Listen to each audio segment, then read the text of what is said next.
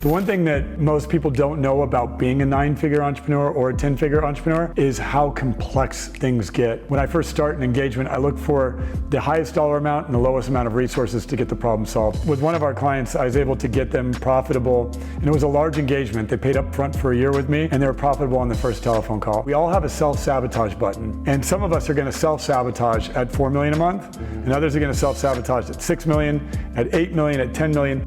So who's the perfect ideal client avatar that you look to work with? I like to help people solve problems. And so the bigger problems that they have, the more fun it is. And when you're scaling and building a business that's significant, you run into a lot of different challenges that most people aren't aware of. You have challenges with teams, you have challenges with lawsuits, you have challenges with scaling, with internationalization. You might have tax, treasury challenges, cultural challenges. There's a lot of different nuances that an entrepreneur that's building something big faces. And the amount of value that I can provide to them is significant. I'm able to get them a significant return on the time that we spend together because the problems that they have are pretty big, and when we solve them, they're definitely profitable. So you mentioned significant and big for the businesses. Like, is there 8 figures, 9 figures, like a specific level that you look for of your ideal client? Yeah, I don't love the 8-figure, 9-figure labels that we all live by, but I understand why we do that, to try to say, you have achieved a certain level of success as an entrepreneur, and that revenue is an indicator of the size of team that you have, the amount of leadership that you have, the amount of complexity that you have in your life. So I like to look at 8 figures as I'm an entrepreneur dealing with $10 million worth of complexity per year. That's roughly a little less than $1 million a month. And that's a significant milestone for an entrepreneur to achieve. I remember when I was first starting out as an entrepreneur, that was the benchmark. I wanted to get to the $1 million a month. That was a big number. And then, from there I wanted to get to $10 million a month. And once I achieved that, it was 20 and then 30. And those are very significant milestones. And the reason why it's important to measure 10-figure versus 9-figure versus 11-figure, whatever, is because it just is an indicator of complexity. And when we get complex environments operating, to simplify those environments is very hard. The one thing that most people don't know about being a 9-figure entrepreneur or a 10-figure entrepreneur is how complex things get. Because as a company expands, so does its complexity. And so a person like me comes in and I can see with a fresh set of eyes opportunities to reduce the friction points and reduce the complexity to make things more efficient.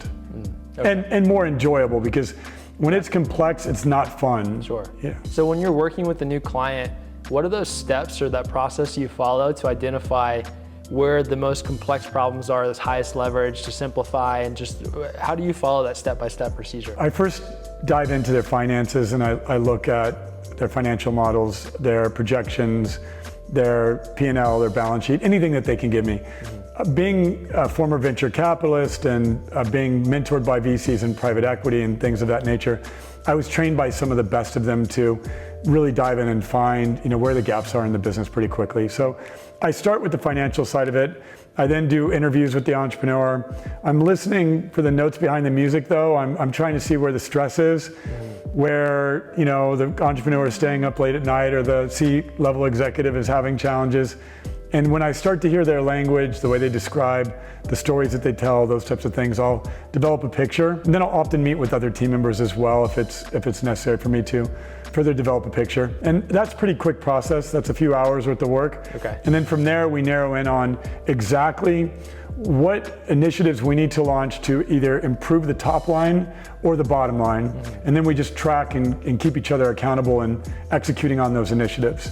Sure. And so having been involved in turnarounds and scaling companies and selling companies and exits and things like that, I have practices and methodologies that I run that I've just ran my entire career, ones that I've been taught by some great private equity partners and venture capital partners. That's awesome. And so you mentioned it's a few-hour process of getting started, analyzing, looking at the finances, and then from there, how much of it is like upfront identifying, okay, we need to fix this, and then this, and this, and then those are projects that probably don't happen overnight, right? And so there's a time span to it. So how much do you find is like a hurry up and wait type of game, to where it's like, hey, let's identify what we need to do and let's just do this and make sure that we stay focused on doing this. and then you repeat that process. I could give you a simple framework. So we write down every initiative or idea on the table to either save money. Some organizations, perhaps they're not profitable to the degree that they should be. So I look at the finances, I go, you're not benchmarking in the profit area like you should be. So we're gonna go in there and figure out where the opportunities are, where some costs gotten out of control, where can we be more conservative in some of our spend. And so we identify the opportunities, and then we weigh them by the dollar amount of the opportunity. So let's say we realize that we're spending too much money on a per head basis in our call center. And we look at the benchmarks of that and we say, okay, there's some savings to be had there. And we target those savings, and then we weigh them based on the resources necessary to obtain the saving. So if we're going to totally revamp our call center, that might be a longer term initiative. Let's say that takes 90 days, and it might take a lot of resources to be able to do it. So we'll have the targeted opportunity, the cost savings, or the revenue opportunity, and then we'll weigh that by the amount of resources necessary, and then we'll rank the lowest hanging fruit, meaning the high dollar amount by the low amount of resources. So when I first start an engagement, I look for the highest dollar amount and the lowest amount of resources to get the problem solved. And those tend to be the low hanging fruit. Once I get a relationship profitable, then it's exciting because the entrepreneur is no longer saying, what have you done for me lately? I've invested this money, how do I get a return? And with one of our clients, I was able to get them profitable, and it was a large engagement. They paid up front for a year with me, and they were profitable on the first telephone call because I helped them find an opportunity to save 1.5% on the top line that they had not looked at, they had not seen in the work that they were doing. And so they had already gotten an ROI in the relationship within one call. Let's say that you are at a company size between 50 to 100 million. What do you find are the most complexities, challenges, roadblocks that companies are usually dealing with at that stage to get them from there to 150, 200 million a year? The way I would answer that is just looking at the revenue base. So at $50 million, you're doing a little over $4 million a month in revenue.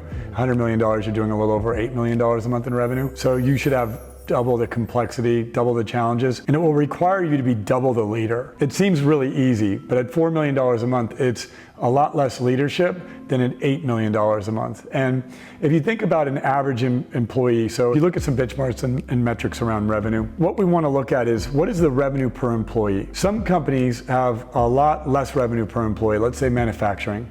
They might be doing $250,000 a year per employee, whereas a Google is $1 million a year per employee. And those businesses are easier to run because they have less human requirements. So to break it down, if you're doing $10 million, you're roughly working with somewhere around 20, 30 employees, depending on the size and scale of the company. If you're doing $100 million in sales, you might have 100 employees, or you might have 200 employees, depending, or even 300. So it's really the size and complexity is dependent upon the model, but it does require at each step for you to level up in your leadership. And one person I've worked with is a behavioral scientist. He's a former CPO of Snap, and he's a friend of mine. He likes to say that we all have a self-sabotage button. And some of us are gonna self-sabotage at 4 million a month, and others are gonna self-sabotage at 6 million, at 8 million, at 10 million. And for all of us, we have to know where that self-sabotage button is at, and we have to do the work to make sure that we keep pushing that out as we scale. And so there's a lot of self-sabotaging behaviors that are things that really defined you and made you great, say at 4 million a month, but at 10 million a month, you're not going to be able to have those same behaviors. Yeah, it's interesting how what can make you so successful at one stage is actually to your detriment at another. Yeah, the things that work for you at 4 million will work against you at 8 million a month. That's interesting. And you will keep going like, it used to be this way, it used to be this way, I used to be able to do that. Yeah. And that is the biggest challenge for all of us, is to realize that we're not going to have the same efficiencies, we're not going to have the same structures, and I'm not gonna just be able to call the team together on a Friday night at 5 p.m. and get everybody on the team. And things change and the complexity grows, and you have less efficiency as you scale up. And becoming comfortable with that is part of the challenge that an entrepreneur faces as they go from 7 figures to 8 figures and 8 figures to 9 figures and so forth. I hope you enjoyed this video. Do me a favor, like, subscribe, share, help boost this video. I want to get the word out about my work, and I could use your help. Thank you so much, and God bless. If you want to learn more about how I help entrepreneurs scale their businesses and the work that I do with regard to culture, I'm offering an hour of my time to 8-figure entrepreneurs scaling to 9 figures, or if you're a 9-figure entrepreneur scaling to 10, I'd be happy to talk to you for an hour where we can dive into tactics and strategies on culture or anything else that you're up against as an entrepreneur scaling. It's on me because I want to meet people doing big things in the world, and I want to share with you what I'm up to as well. Go ahead and click on Learn More, book your time, and I look forward to meeting you.